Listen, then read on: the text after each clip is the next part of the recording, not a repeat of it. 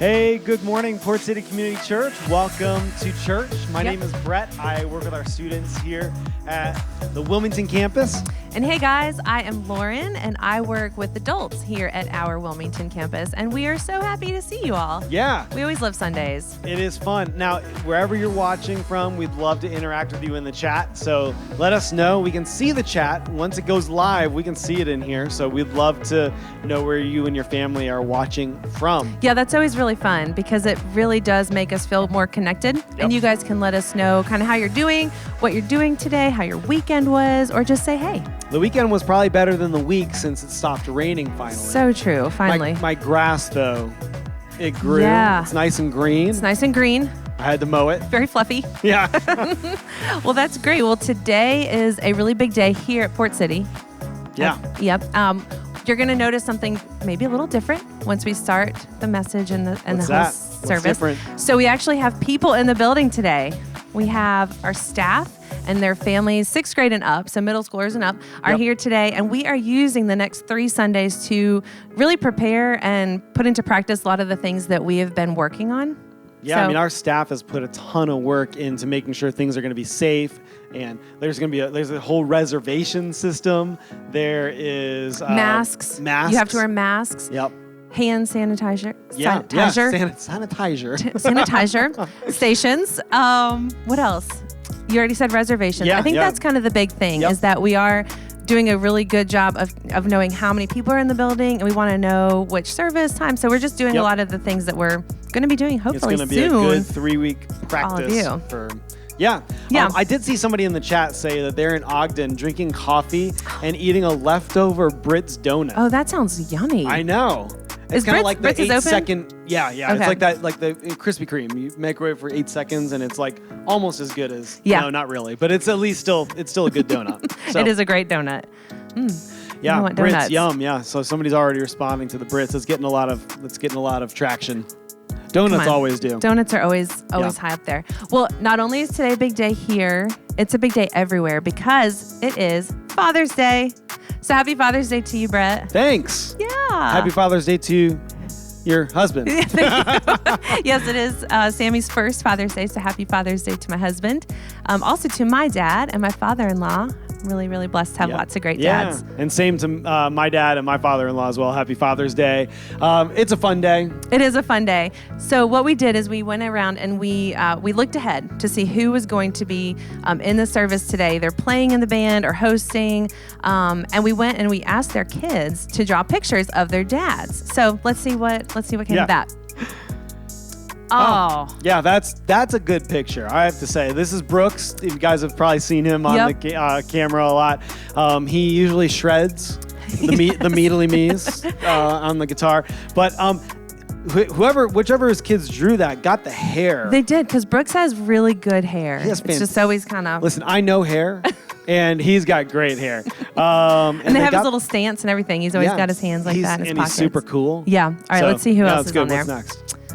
Oh, we know this guy. Oh, my goodness. Did you know that you were getting a picture drawn of you? My head, I don't think is usually that round. Like, what did my kid use? Like a cup to draw a circle?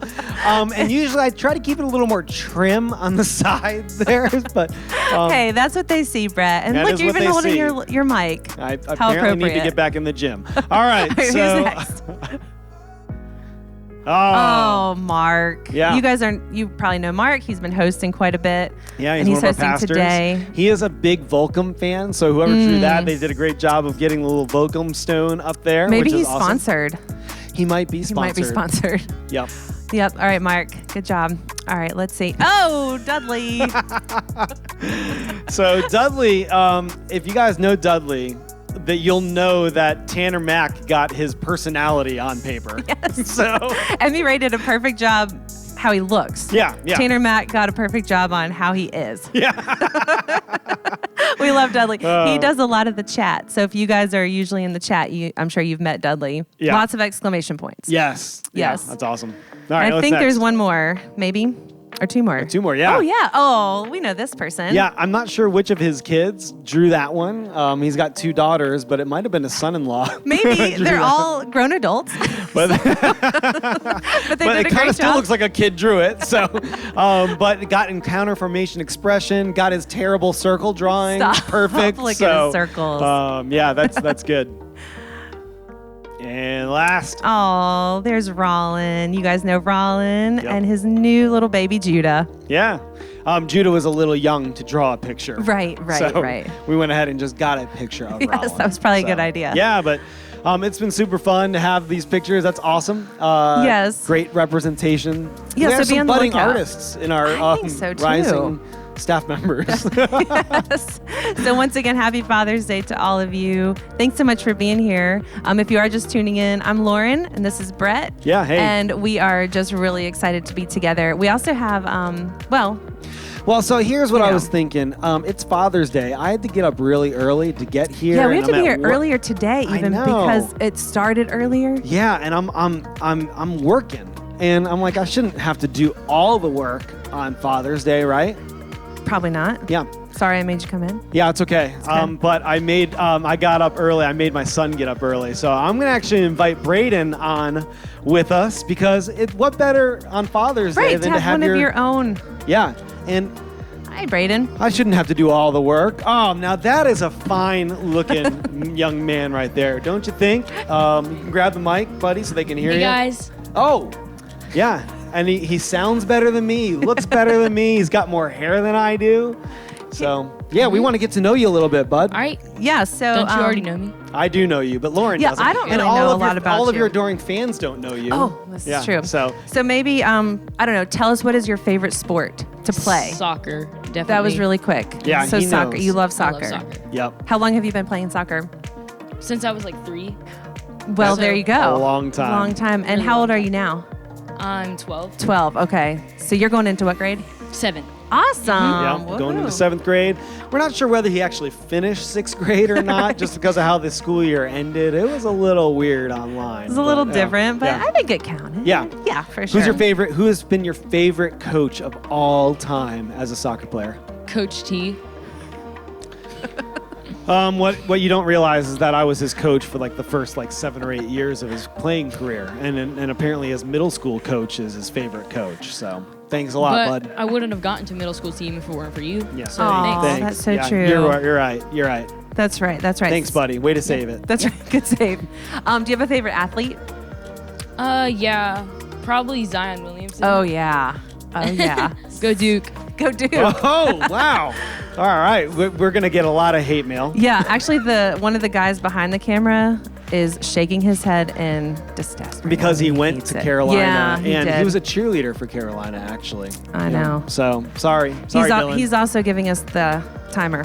I thought that was a peace sign. No, that's not No, a it's peace 2 sign. minutes. That was a 2-minute. 2-minute warning. Peace back to you, Dylan. Yeah, so Braden, what's your favorite thing that you and I get to do together? Action sports. So surfing, skating, mountain biking, all that. Yeah, Wow. we do all those things. We really do. Honestly, when I get home, it's like, hey, Dad, can we go do this? Can we do that? And he always wants to play basketball or throw a baseball. And recently, tell everybody what we've been doing outside. What have we been doing? Hold the high mic up right here. What about? Oh, yeah, we've been playing wiffle ball. Yeah. Wiffle ball. Yeah, That's cool. Like home run derby. Yeah, it's fun. So I pitch to them, and they try to hit home runs. Don't you guys have a crazy backyard situation Yes. too? We do have a Okay. little bit of a crazy backyard. We Dangerland. Oh, Yeah. great. Yeah. Tell them what do we have back there, Braden? Well, we have a trampoline, a zip line, and a platform to jump off the platform onto the trampoline. Yeah, they jump off. This platform's 12 feet in the air, and they jump off of it and land on the trampoline. Braden will actually land on the trampoline and do an immediate full back flip, and it's pretty What dangerous. does Karina do this as well? Your wife? Karina's my wife. Jumped off. You jumped off. I did jump off the platform. She likes the trampoline, but Okay. she's not about to jump off the platform. I did it one time, and I realized I only need to do this one time. One time. Yeah. Yeah. Well, maybe we can get some footage of that sometime. Yeah, that'd be sometime. kind of fun. Definitely. So Braden, I'm not going to just sit here and ask you questions. We need to make you actually do some work too. So typically what we do around this time is we sign off and send everybody into the service. So why don't you hold that mic up to your mouth and give us a nice clear sign off to everybody. All right, guys, thank you for listening. I hope you enjoy the service and have a great Father's Day. Thank you. That sounds awesome. We'll see you next Sunday. Bye.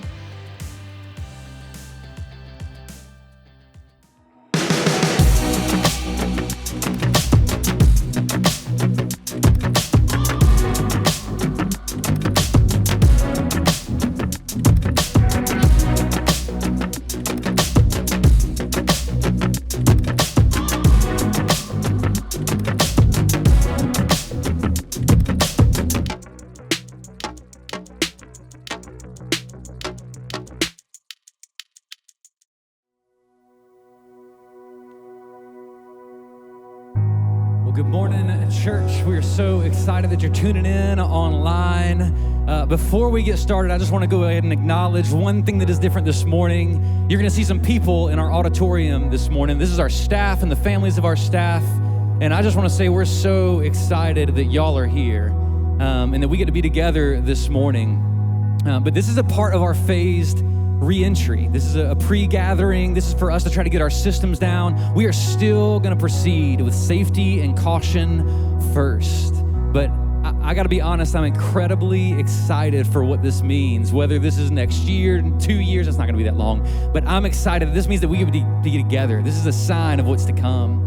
And so what I want to do in this moment is we're just going to enter into church together. Those that are here, those that are online, we're going to enter into singing the name of Jesus, to proclaiming who he is, what he's done together. So those of you in the room, we can stand up. We're going to sing together. And those of you online, you can stand up if you want, or you can just let these songs be sung over you if that's all you have the capacity to do today, because you got kids running around, all that kind of stuff. We know what you're walking through. But today we're going to be reminded of a couple truths. One of those is that Jesus loves you, that he's for you, that he came down, he lived a perfect life, and he was crucified, but that he rose again so that we can stand in victory today. And because of that, he walks with us every moment of our lives. And so let's just enter in and let's sing this together this morning. Amazing grace, how sweet the sound that saved a wretch like me. For I once was lost, but now I'm found. Was blind, but now I see. Hallelujah. Christ is risen from the grave. Hallelujah. Christ is risen from the grave.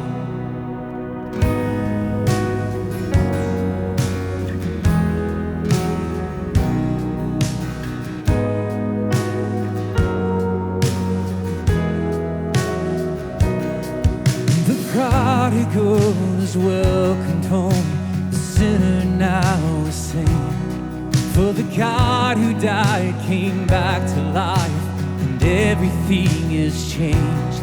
Hallelujah.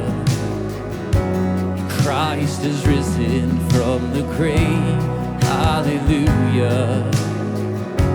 Christ is risen from the grave. We say, oh, death, where is your sting? Oh, fear, where is your power? For the mighty King of Kings has disarmed you and delivered and redeemed. Eternal life is ours. Oh, praise his name forever. Hallelujah. And Christ is risen from the grave. Hallelujah. And Christ is risen from the grave. And all throughout eternity, our soul will be the same. Hallelujah. Christ is risen from the grave.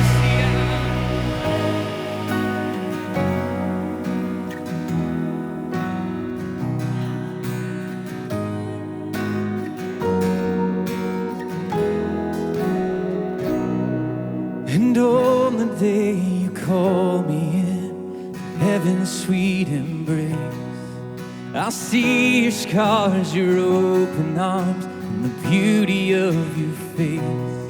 And through tears of joy I'll lift my voice in everlasting praise. Hallelujah, Christ is risen from the grave. Oh death, where is your sting?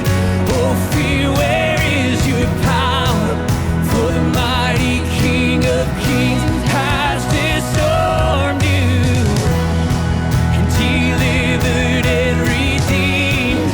Eternal life is ours. Oh, praise his name forever.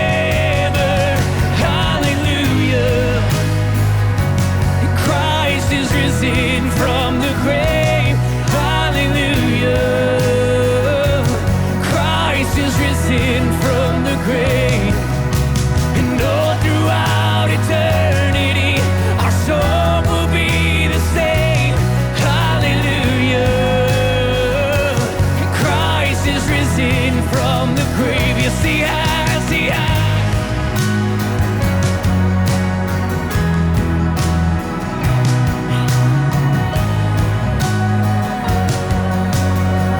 for eternity, and all throughout eternity, our soul will be the same. Hallelujah. Christ is risen from the grave.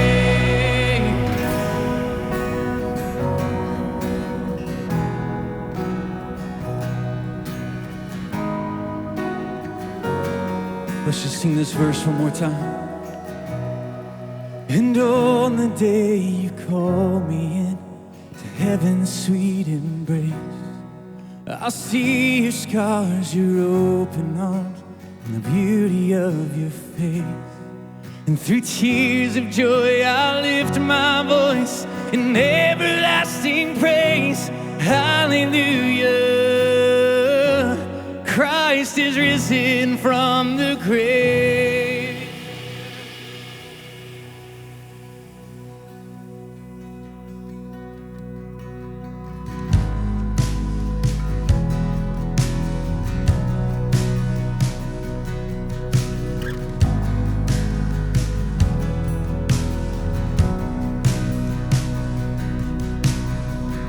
There's a grace when the heart is under fire,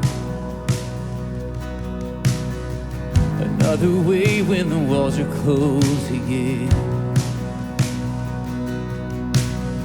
And when I look at the space between where I used to be in this reckoning, I know I will never be alone.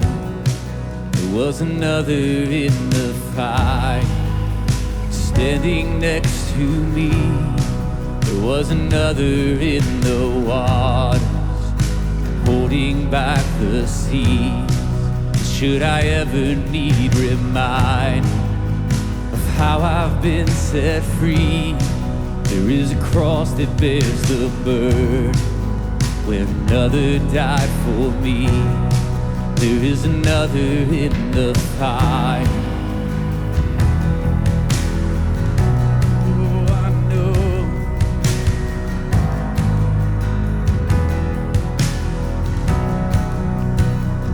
This is our story. All my dead left for dead beneath the water. I'm no longer a slave to my sin anymore. No, no. And should I fall in the space between what remains of me and this reckoning, either way I will bow to the things of this world. Oh, no, no. And I know I will never be alone. There is another in the fire, standing next to me. There is another in the waters, holding back the seas. And should I ever need reminding what power set me free, there is a grave that holds nobody. Now the power lives in me. There is another in the fire. Oh, there is another in the fire. Oh, there is another in the fire. Oh, there is another in the fire. Oh, I can see, and I can see the light in the darkness as the darkness bows to him. I can hear the roar in the heavens as the space between within. I can feel the ground shake beneath us as the prison walls cave in. And nothing stands between us. No, nothing stands between us.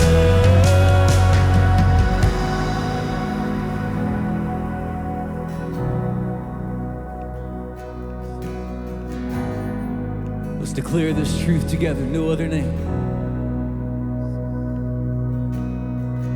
There is no other name but the name that is Jesus. He who was and still is and will be through it. Let's sing that again. There is no other name but the name that is Jesus. Yeah. He who was and still is and will be through it. All our voices, let's sing that again. There is no other name. There is no other name but the name that is Jesus. He who was and still is and will be through it all. So whatever may come, so come with me in the space between all the things unseen and this reckoning. We know, I know I will never be alone. We know. And I know I will never be alone. There'll be another in the fire standing next to me. There'll be another in the waters holding back the seas. And should I ever need reminding how good you've been to me, I count the joy come every battle, 'cause I know that's where you'll be. I can see, and I can see the light in the darkness as the darkness bows to him. I can hear the roar in the heavens as the space between within. I can feel the ground shake beneath us as the prison walls cave in. And nothing stands between us. No, nothing stands between us. There'll be another in the fire standing next to me. There'll be another in the waters holding back the seas. And should I ever need reminding how good you've been to me, I count the joy come every battle, 'cause I know that's where you'll be. I count the joy come every battle, 'cause I know that's where you'll be. Count the joy come every battle, 'cause I know that's where you'll be.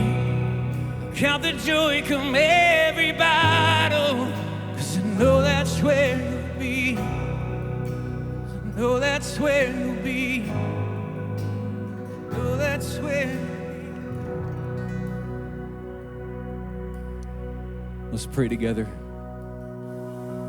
God, we thank you for that truth, that no matter what we face, we can be confident that we're never alone. You are with us. And I know today there are many of us that are struggling to see your goodness with everything going on. Would you and your Holy Spirit move in our lives so that we can see who you are clearly? We can see your goodness, your love for us, that in the midst of any season, there is hope because Christ has risen. And our response can be confidence. Our response can be hallelujah. Our response can be praise the name that is above all other names, that we can say that there is no other name but the name of Jesus, who was and is right in this moment and will forever be. God, we thank you for Jesus. Today we pray in his name. Amen. And thank you guys for singing. You can go ahead and have a seat.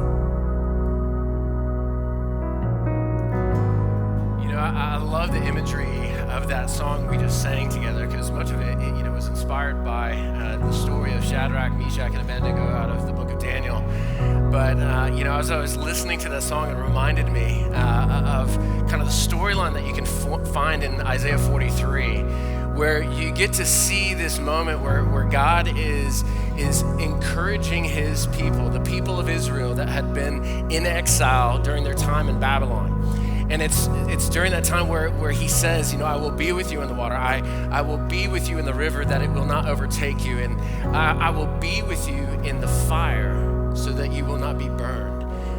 And what I love about that picture is that no matter what we have going on in our lives at this moment, right now, in this world of chaos and just viruses and just injustices, that it is in those moments of time that God is with us, and he is refining us, and he is shaping us into something that was designed to be more. And just like that song and in Isaiah 43, it's a message of hope, that in light of everything that is going on, God is taking us to this place that he has designed and desired for us to be in.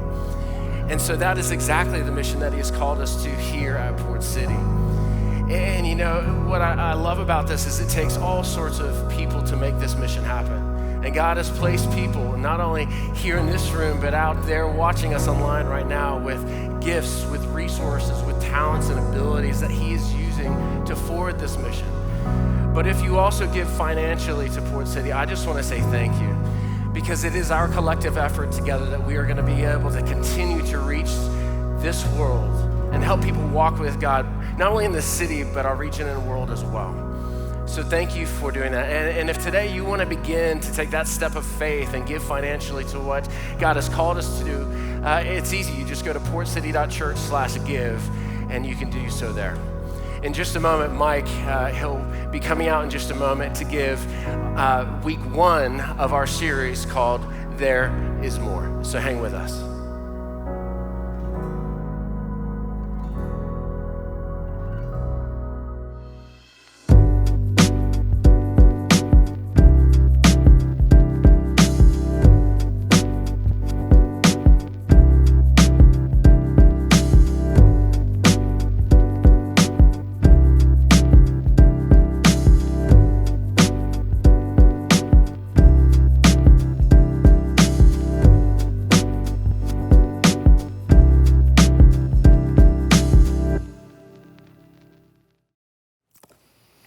Good morning. It's great to, it's really good to be here with people in the room. I know if you were tuned in earlier, thank you so much.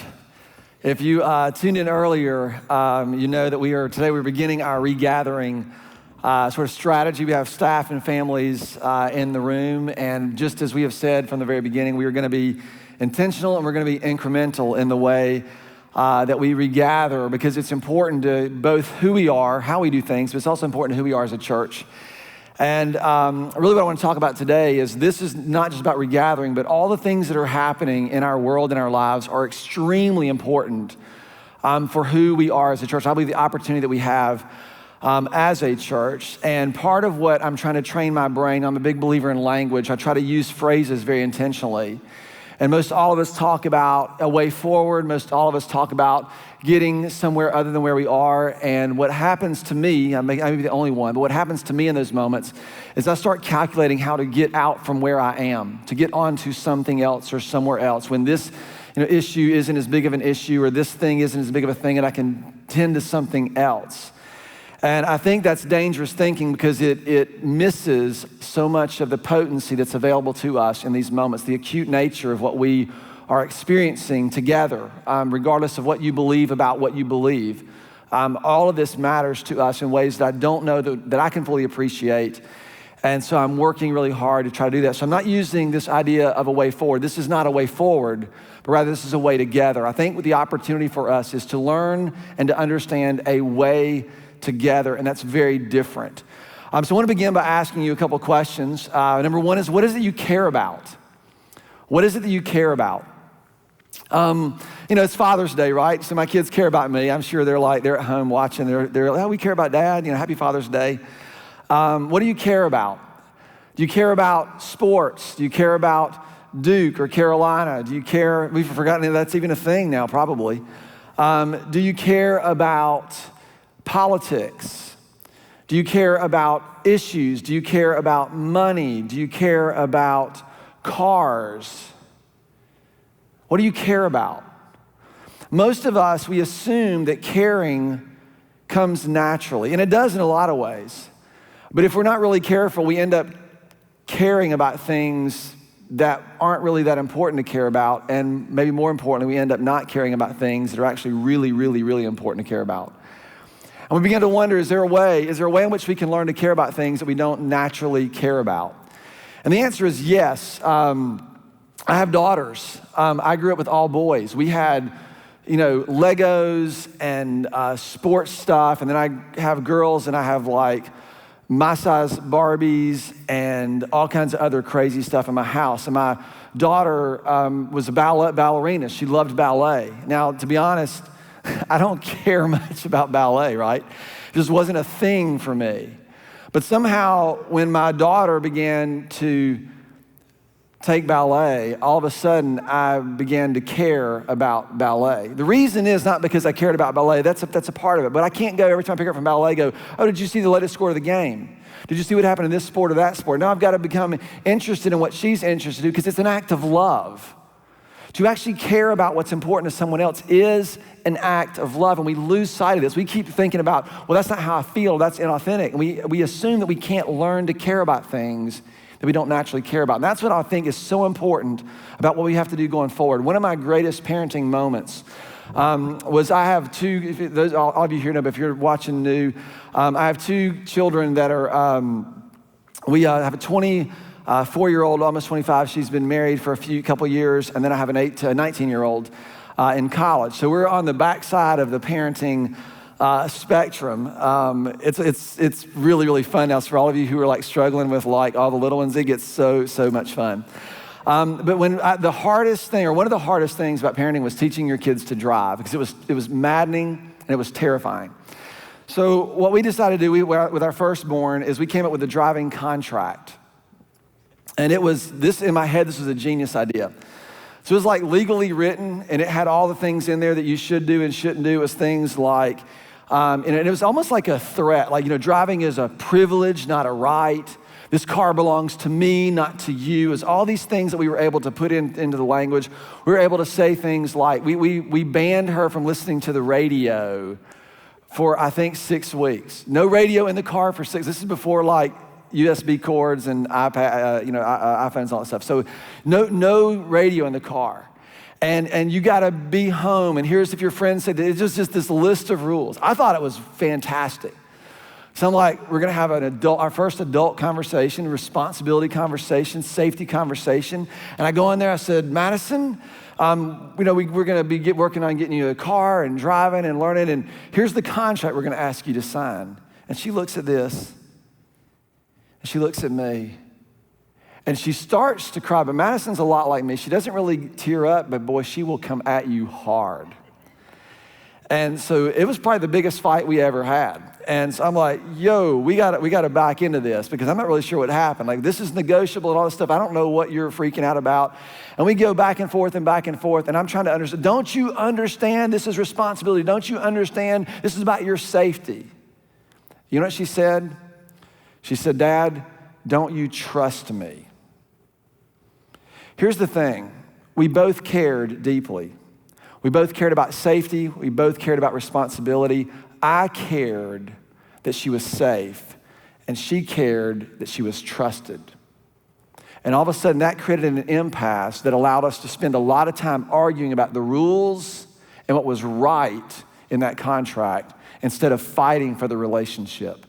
I think what happens for a lot of people in our culture, maybe it's in your families, it's certainly going to happen more and more and more increasingly with all the stuff that's coming unfolding before us politically. It's going to happen. You're going to have friends and family members, and you're going to be pulled apart if you spend more time fighting about and arguing about the facts and what's happening than you do fighting for the relationships that matters. At some point in time, as followers of Jesus, we got to take his word seriously, his way seriously, and decide that the relationships are more important, to learn what it means to really love others the way we love ourselves out of this idea that we have loved God with all of our heart, soul, mind, and strength. We have to learn how to do that. This is not some kind of, let's just talk about this in a nice, fluffy way. These are some of the most difficult days that we're going to face, relationally, anxiety-wise, pressure-wise. And for those who have means and access, you're going to be able to get on with things in a way that other people aren't. And the problem is with that mindset is it's going to go back to the way things were. And I just don't think that's acceptable anymore. What I wrote here is that we ended up arguing about the contract instead of fighting for the relationship. When I understood her story, it changed what I required of her. When I understood that she was more concerned about the trust that she was being given or not given, it changed what I required of her. And when she understood my story, it changed the way she responded. When she understood that I was terrified to put her in a car and to send her out with crazy people who cannot drive, and we all know that's true. Interestingly enough, most people think they can drive, and we all know that they can't. But when she understood my story, it changed the way she responded. Y'all, this is what we have to have. When you understand someone's story, it changes both what you require of them, and it changes the way you respond to them. Narrative is more important or more powerful than facts. Our facts, the facts that you use, the facts that I use are always interpreted through the context of our story, and our understanding of the facts will almost always drive us to defend our position. Think about this. The deeper and the more you understand, the more tightly laced your arguments are, the more apt you are to defend them, and then the more apt you are to offend other people with them. But if you enter someone's story, it will help you understand. You know, this is what I want us to do. I think this is what actually Jesus invited us to do, and I want to show you this. Make no mistake about it, there are two ways. There are two ways forward. It is not left and right. Most people think that is two different ways. That is the same way. Those are the same two sides of the same coin. Jesus has invited us into a fundamentally different way to live. It's fundamentally different, and we are not going to get it quick, and we are not going to get it just because we have our little belief boxes all checked. It's going to be when we learn how to walk in the way of Jesus over time. This is exactly what he's invited us into. I've been using this phrase for about maybe 3 or 4 years now, this idea, and it started with just thinking about the kingdom. We're going to be in Matthew chapter 13 if you have your Bibles, and you can flip there. It's a famous parable that Jesus told. But I've been living in this for a while, mainly because we've been having conversations about the kingdom of God.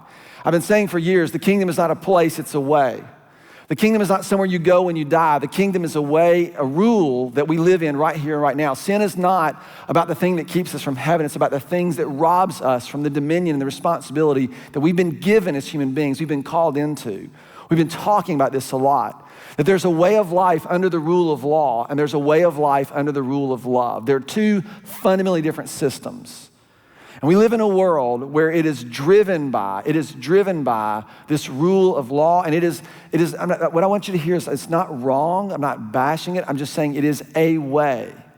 And what it does is it exploits the worst parts of humans. We live in a world where facts are thrown around like confetti or they're launched like grenades, depending on your audience and your issue. And what I want to tell you is that facts aren't truth. I want to be really, really careful. Facts might be true, but they are not truth. When Jesus said, I am the way, the truth, and the light, he wasn't saying, I am this list of information, this list of facts that you can believe and trust and then be right on everything. He said there is a way of life that allows us. He used this exact parallel when he says, there's these two ways. Those who enter by the narrow gate, the gate is wide, it leads to destruction, but there is a narrow way. It's not a tightrope that you walk to not mess up your behavior. It's a way of life that you live under the rule of love, that we are not governed by anything else. What happens is in our culture, and then we're just prone to do this, and this is what's going to happen, is we line up facts and we ignore the story, and we do this at great risk. And I'm going to tell you very, very clearly, today when I'm done, you have a choice. You have a choice. You don't have to live in the way that I'm suggesting. I'm just saying what I believe is as a church, we have a way forward. We have a way together. So I have to correct myself every time I say that. We have a way that we've been invited to live that we get to participate in that will be drastically different than the way the world operates, particularly over the next few weeks and months. And what I'm telling you is I want to lead our church in that way. I want to learn it. I want to, work as hard as I can to live in it. And I want to do this together. So I want you to understand, I need to ask you a favor. I don't want you to read into what I'm saying. I've already gotten this. I post something about Juneteenth and I get all kinds of responses thinking I'm making some political statement. I go to this thing and I get all kinds of, I'm not making any political statements. Those are a way of life. That is not the way I'm trying to walk in. I appreciate it. I understand it. It's necessary. I get it. I'm just saying where I'm at today is I'm going to learn to commit to live in a different way, and I'm inviting you to do the same. So we need to understand, I know we need rules, I know we need laws, I know we need systems, I know we need governance, I know we need all those things, but I'm also saying we need to understand the story. There is a story that everyone has, and we have to understand it. To ignore that is to miss, I think, one of the biggest opportunities that we have as a church, and perhaps if I make it a little bit more personal, the opportunity for me to actually become the kind of person that God has created me to become. I've been watching the news and listening to the narrative, and it's really amazing. It's not two stories. It's the same story from two different perspectives. And facts are thrown around, and I've seen this a million times. Every time someone says one thing, somebody gives them a bunch of facts to tell them why they're wrong. And someone says another thing, and then to give them a bunch of facts, tell them why they're wrong. And everybody's using facts to justify their positions, and neither of them are right. So I'm not interested in proving political points. I'm not interested in trying to prove anything. I'm not interested, I don't want you to read in between to find out if Mike's a Democrat or if he's a Republican. Please don't do that. What I'm telling you is I actually believe there is another way. It's taken me 48 years, or not that long, but because I haven't been thinking about that long, but it's taken me a really long time to begin to understand this, to start to understand this. I grew up in all the right things, right? I had all my politics right, I had all my theology right. I grew up like that, so I'm not indifferent to that perspective. And I've worked on both sides of this. But I want to tell you what I think is important, because what's going to happen is the rhetoric is going to heat up over the coming months. And there's going to be more division and more hostility, but you and I have a choice. We have a choice. You can get sucked into it, or we can choose another way. One that I think will look very, very different, and I think might actually cause people that we know to take notice and go, wow, what is that about? So it's a posture of understanding. And I'll tell you what I've done, and some people have asked, and I've been trying to be mindful of this, is just how I've processed this. We taught this a few years ago, and one of the things that you hear when people say lean in, we lean in. To me, that's actually a physical posture. We lean in to understand.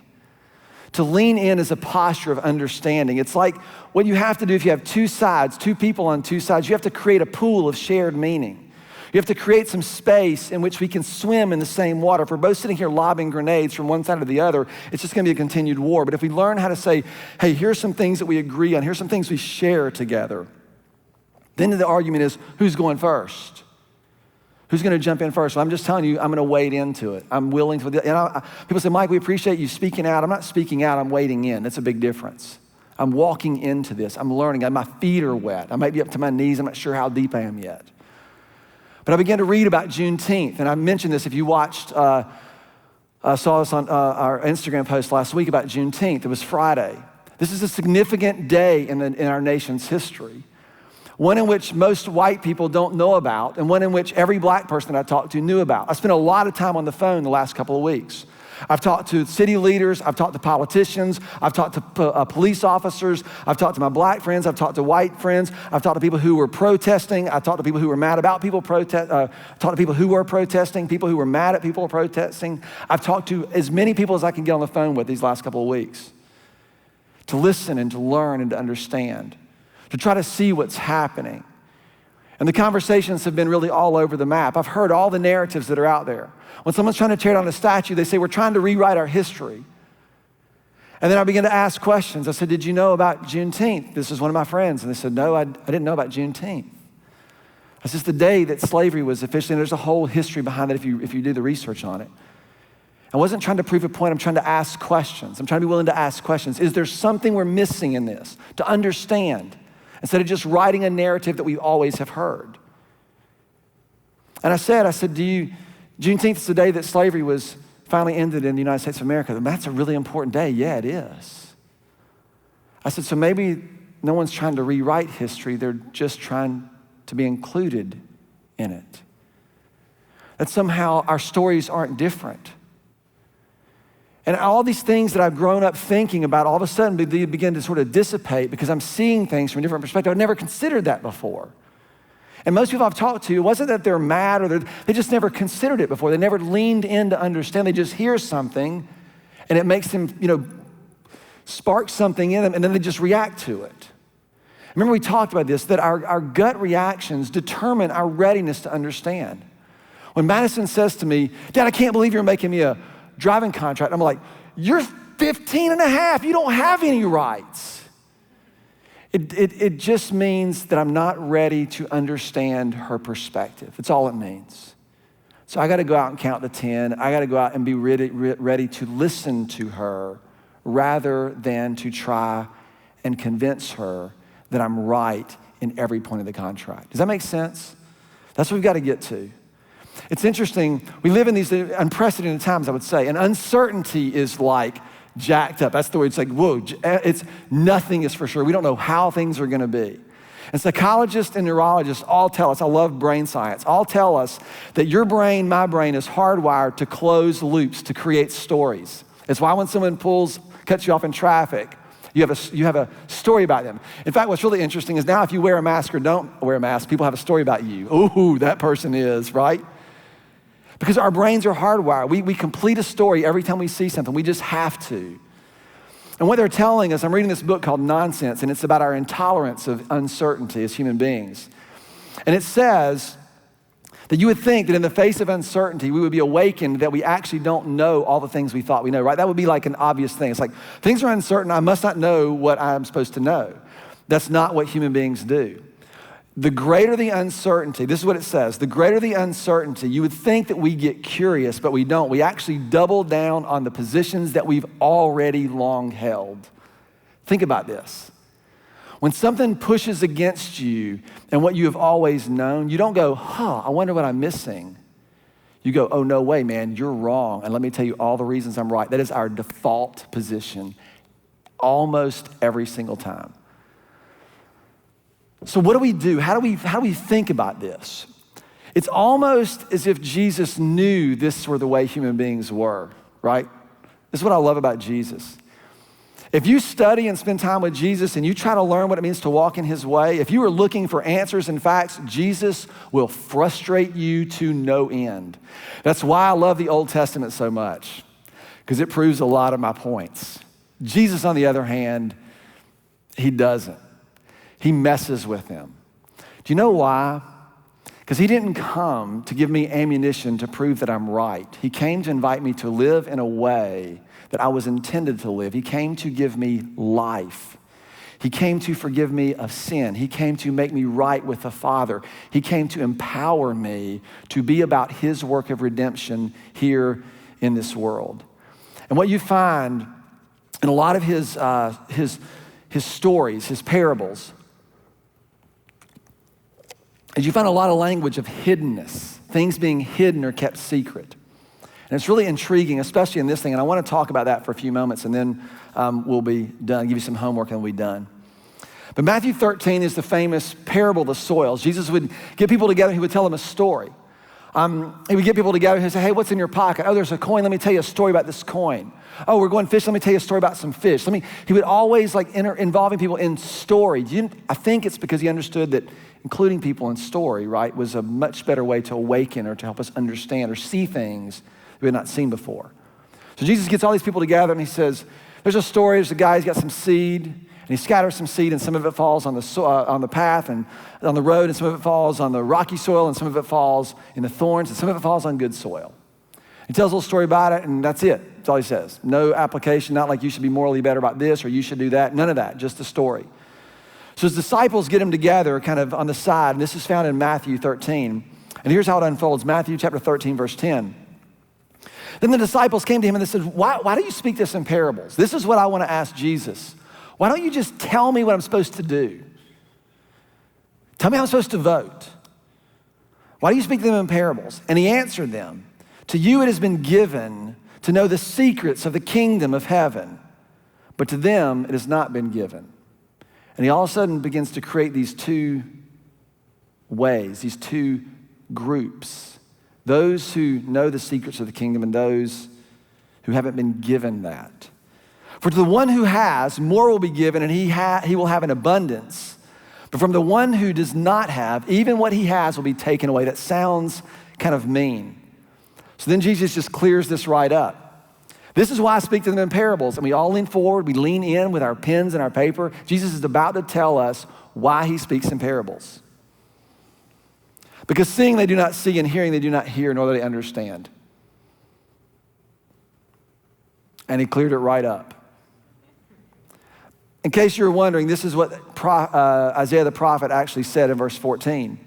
You will hear, indeed hear, and you will never understand. You will indeed see, but you will never perceive. For this people's heart has grown dull, and with their eyes they can barely see, and with their ears they can barely hear, and their eyes they have closed, lest they should see with their eyes and hear with their ears and understand with their heart and turn, and I would heal them. What is this secretness, this hiddenness? I was having conversations this past week and people telling me about the Bible, Mike, the Bible and all of its truth and all of its principles. We were talking about this. I said, you have that this idea of understanding the words on this page are the most important thing we can do. Now, please understand, I study the Bible, I read the Bible, I trust the Bible. I trust it. I look to it. All those things are true about me. But when I began to think about this, the context, what it is Jesus invited us into a relationship with him, a way of life to learn. And this happens when we trust him. When we trust him. What he's talking about, this idea of sight, is not what we can see and articulate and understand and put into our systematic approaches. It's what we experience as we walk with him. It's what our hearts are awakened to. Faith is defined for us as a perception. We walk by faith and not by sight. It's a perception. It's a way of seeing the world. This is what he's talking about. Eugene Peterson translates this in the Message, same passage. And he says, they said, tell us, why are you telling stories? And he says, you've been given insights into God's kingdom. Not everybody has this insight. It has not been given to them. When someone has a ready heart, the insights and the understandings flow freely. It's a posture before God first. But if there is no readiness, any trace of receptivity soon disappears. I tell stories to create readiness, to nudge people towards receptive insight. He tells us these things to cause us to lean in and say, God, what is it you're saying? What is it you're doing? And he goes on and explains the parable of soils. He says some of it fell on the road and the birds came and ate it up. Some of it fell in the rocky soil and didn't have any root. And so when everything's got hot and hard, just disappeared. Some of it fell in the thorny soil. And it got tangled up with and he talks about the cares and the distractions, the riches of this world. We don't care about the things of the kingdom because we can entertain ourselves with our own means and ways. Then he says, there's a third or a fourth soil. You see, what I want us to do is I want us to lean in, because I think it's the first step in learning to care. Leaning in to understand is the first step in learning to care. And I'll just say it like this, you don't have to pretend that you care about things that you don't care about. This is not about trying to feign some care about the issue of racial injustice or anything else. What it is about is learning to lean into those things in order to understand them, because in learning to understand, you will actually learn to care because you enter into a narrative. You begin to see things in ways you haven't seen them before. Without understanding, we won't care about anything different than we already care about. And our culture lives in this system where everything is defined by agree or disagree. And my question is, what if that's insufficient?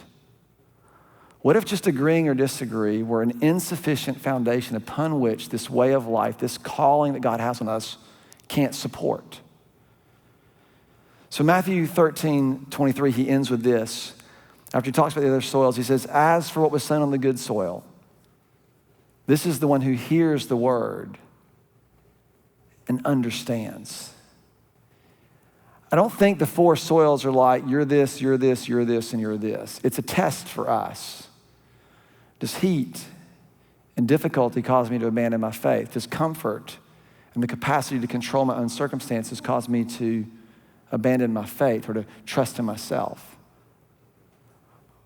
Or maybe I need to dig up some stuff and cultivate some soil for which some of this can be implanted into my heart and begin to grow, lest they see with their eyes and hear with their ears and understand with their hearts, lest God do something in us that awakens us to this way of life that he's invited us into. What can you do to cultivate that kind of soil? What it says is that soil bears fruit, 30, 60, even 100-fold. What about the space that you've been given influence over? What can you do there? One of the things that I've been doing is just asking questions. Awkward questions for sure, but asking questions. You know, Gerald Fadiami, we were talking a couple weeks ago, and he said one of the greatest ministry lessons he learned was, I'd rather offend someone with my presence than offend them with my absence. If I'm curious as to when I should go, I'd rather offend them with my presence and then be bothered that I came to see them than bothered that I didn't. And I kind of took the same approach with my own thing. I would rather offend someone by trying to care than by appearing indifferent. And I've had some very awkward exchanges over the last few weeks, to be sure. But I've just decided, for me, I'm testing my heart. God, help me care. Help me learn. Give me your heart in this. I'm going to lean in. I'm going to ask the kind of questions. People say, Mike, are we just going to become, a raised church? Are we just going to become this? This is not any different. We've said this from years and years and years. We don't stand on issues. We walk with people. The reason I care is I know people.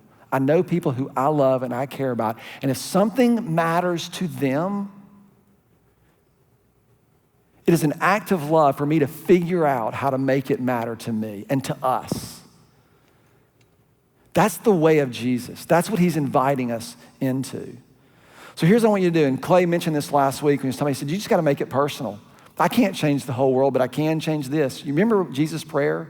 Thy kingdom come on earth as it is in heaven. Thy will be done on earth as it is in heaven. It means there's two different ways. I can't change everything. I can change what happens here. I can say, God, your will be done right here in my mind and my heart. Your will be done what my eyes see and what my mouth says. Your will be done right here. And then I can get a few other people and we go, hey, are we committed to making sure that God's will is done in your little sphere, in my little sphere, and then in our little sphere? And eventually what happens is this little sphere, we just say, you know what, we can't change everything, but then as far as this rule and this reign, this is what we're going to do. You know what Jesus promised? That a little leaven actually affects the whole lump. You don't have to prove anything. You just have to walk in the way that you've been created to live. So what are the things that you don't have to care about? Just make a list. You don't have to be mean or aggro about it. Just write it down. What are the things you don't have to care about? I don't have to care about world hunger. I don't have to care about, there's a lot of things on that you can put on that list. We can't do everything, but you can do something, right? That's what Clay said. You can just make it personal, make it right in front of you. And the second question is, what would it require of you to care? What would it take? Is it a conversation? Is it just some own internal heart check? Is it education? What I've learned about people is our default position in disagreement is contempt. We ask questions like this. How can they think like that? How can they go to that rally? How can they go to that protest? How can they vote for that person? How can they believe like this? How can you say that? Those aren't questions. Those are declarations of contempt. What I would encourage you to do is to change your declarations of contempt into a posture of curiosity. And instead you say, how can you think like that? Can you help me understand? Do you see the difference? This is not what you're going to hear. What I want for you to commit to this week is not to care yet. If you don't learn to understand, you're really likely to only care about the things you already care about. I want you to commit to cultivate understanding. To cultivate understanding first, because it is the first step in learning to care. I don't think that unity, what God is calling us to, is the absence of disagreement. You know what it is? I'm gonna tell you next week. You knew it was coming. What I want for us to do is to just embrace what Jesus asked us to pray. Your will be done right here in my little sphere. Right here, just like it is, where your rule is perfectly executed. You do that, I do that, we do that. And I guarantee you things will be different. We got to cultivate the good soil of understanding. As we conclude our time, we're going to kind of declare this song. And I think the first line is just an invitation to come together, to just step into this place together, trusting and asking and seeking and knocking. I believe that God is waiting, calling his people into this place. Father, thank you so much for what you are doing. God, help us to lean in to understand. God, in that we would begin to get your heart. There are people and there are stories whom you've put in our path, whom you've called us in a relationship with. And God, there's pain and there's anger and there's fear. And you've promised us that love drives out fear. It just doesn't allow it place to grow. God, you've called us into that. So I ask, Father, that we would be that good soil. We would cultivate a heart of understanding that your life might produce fruit in ours. That becomes beauty and becomes nourishment for the world around us.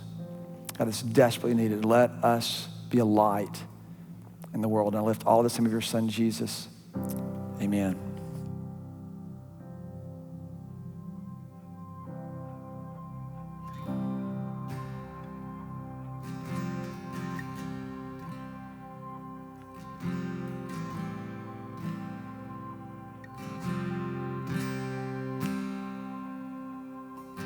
People, you come together, you're strangers and neighbors, our blood is one, and children of generation,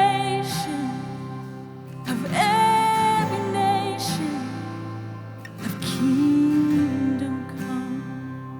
So don't let your heart trouble, and hold your head up high, don't fear no evil, and fix your eyes on this one truth. God is madly in love with you, and take courage, hold on, be strong, remember where our help comes from.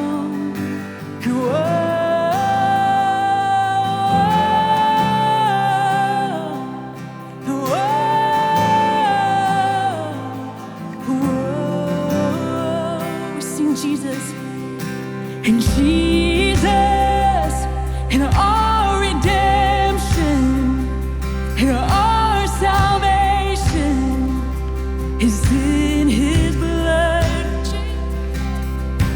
In Jesus, in light of heaven, He's a friend forever. His kingdom come.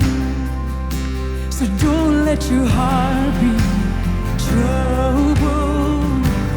Hold your head up high, don't fear no evil. And fix your eyes on this one truth: God is madly in love with you. And take courage, hold on, be strong. Remember where our help comes from.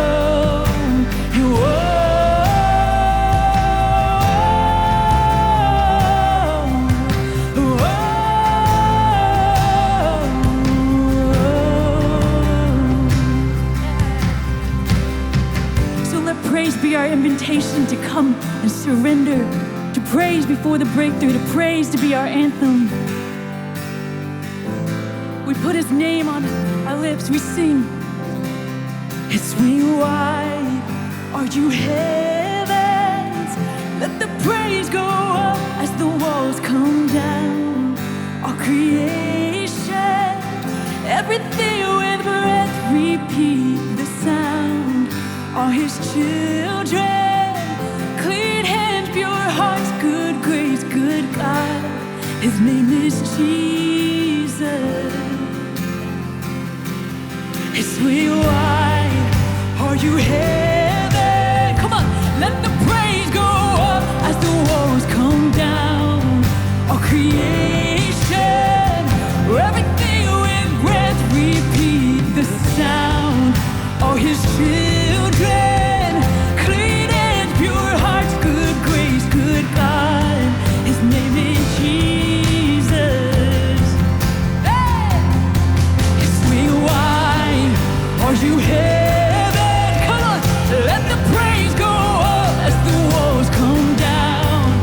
Our creation, everything with breath, repeat the sound.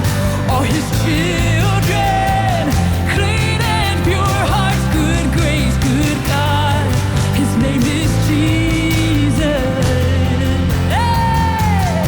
Hey! And let the praise go up as the walls come down. This is our anthem we sing out. And let the praise go up as the walls come down. And let the praise go up as the walls come down. This is our anthem. Let the praise go up as the walls come down. Swing wide, are you heaven? Let the praise go up as the walls come down. Our creation, everything with breath, repeat the sound. All His children, clean and pure hearts, good grace, good God. His name is Jesus. And people and come together, and strangers and neighbors, our blood is one. And children of generation, of every nation, of kingdom come.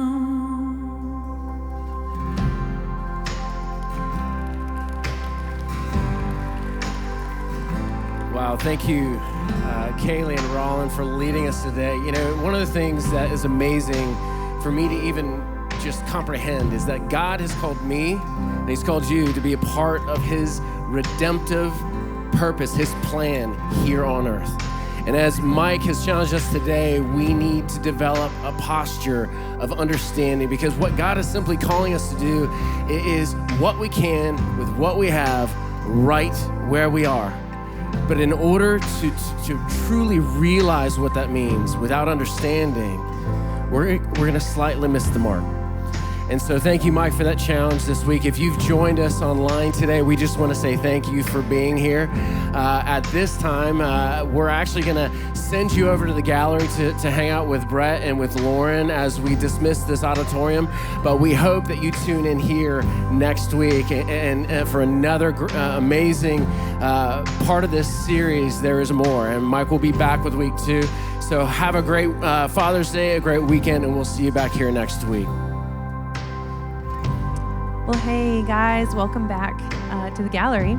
So Brett and I are in here, and we just walked in here from the auditorium, which was kind of fun.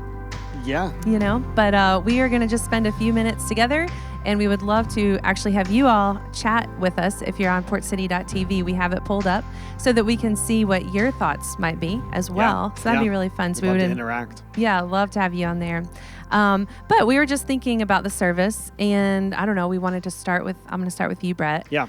What was it that you really took away from that?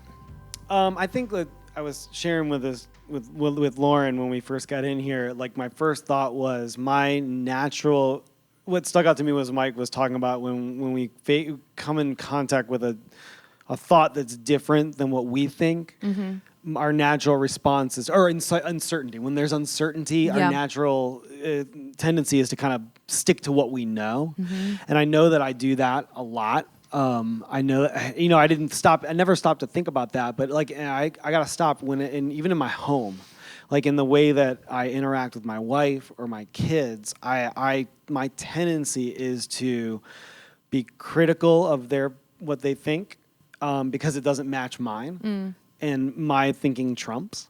Mm-hmm. Like the idea of the posture of leaning in, like that's something I have to do in my own household. Right. Because I haven't always done a great job of doing that in my household. So it starts there, but obviously expands out into all areas of life.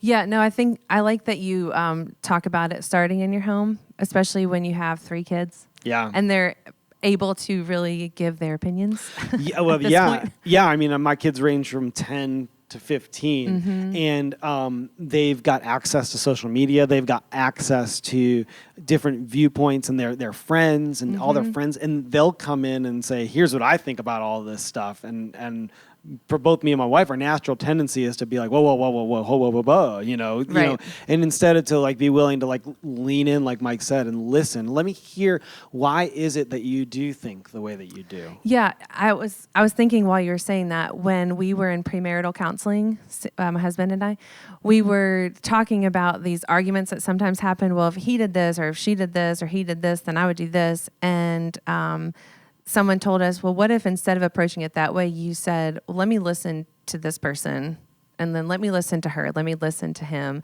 and just sort of see what might change in that. And because that is exactly the opposite of our gut. Yeah, reaction. I mean, my natural reaction is to listen so that I can think of the next thing. Yeah, think of the next thing. Yeah. So I can prove, like, here's why you're wrong. Like, but what if I were to listen with the mindset of, I want to understand. Mm-hmm. And that's kind of what Mike's saying. I mean, yeah, and I think that that's true. And even kind of at the end there, when we were talking about what is it that we can do in our own personal scope, that made me think about conversations that are really helpful to have, that could be from people that don't think the same way that we do, or even have just, it might not be a conflicting opinion, but it could just be a really different upbringing or a different perspective.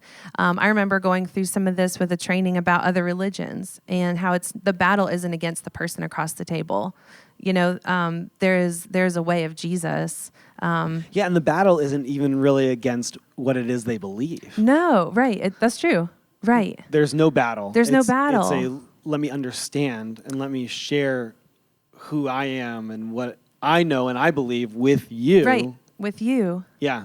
And similarly with things that are culturally going on right now, it's helpful, I think, to have those conversations and sit across the table with people that might think differently, that might be able to help me understand things that are just different than, you know, what I naturally might know. Yeah. So Lauren, how does it make you feel to respond? Or what's your response to Mike saying that, hey, in the next couple of months, it's probably going to get worse? Okay, so things are going to get more difficult. I don't like that. Yeah. So if I'm being honest, that I know it's true, but my tendency is a lot of times to put my head in the sand when I don't like things, because I'm not a confrontational person and I'm not argumentative, I guess. And so sometimes I can just go into la la land, and that's not a healthy place. And so I think that it was good when someone tells you something like that, you have to go, okay, what does that look like played out? And for me, like looking at my notes here, it's that we do have the way of Jesus, that we don't have to pick this way or my way or his way, or it's just what is the way of Jesus and what does that look like to walk in the kingdom? And if that is 100% our focus, there really just isn't room for fear. There isn't room for anxiety. You know what I mean? So I think that's where I landed, is that if I can focus on the way of Jesus in the midst of it getting worse, and that's forever. I mean, don't you think, like, it's not just contained to this season? Yeah, I mean, I think there are some times where it becomes a little bit more heightened. Sure. You know, like so the way I think about it, I've been thinking about, like, when Mike mentioned that in the message today, I automatically thought about how do I respond to social media? Because social media, or like Facebook or wherever it is that I am, there's going to be visceral responses. There's going to be very impassioned responses. And I've got to decide, what does this mean for me in the next couple of months when it comes to engaging in social media? Because it's going to get worse. Yep. On that platform. But there also are places that we can learn on that platform as well. So being able to listen and not having to feel like you have to engage, but listen and say, what do I think about this? And not attacking, but even just having a conversation with somebody. If you read something that doesn't sit right, call them. Yeah. I know we have to kind of wrap up, but I did want to just say it's been really cool watching some of the comments come through in the chat. Yep. We got Surfer Dad commenting. Thanks, Surfer Dad. And Carol, what a great approach to view, listen, and learn. And David Lorenz, we see you. And I appreciate you guys just hanging out with us. So we hope that you do have a great rest of your Sunday. And we will look forward to seeing you throughout the week on social media and back here on Sunday. Have a good one. Yeah. Bye, guys.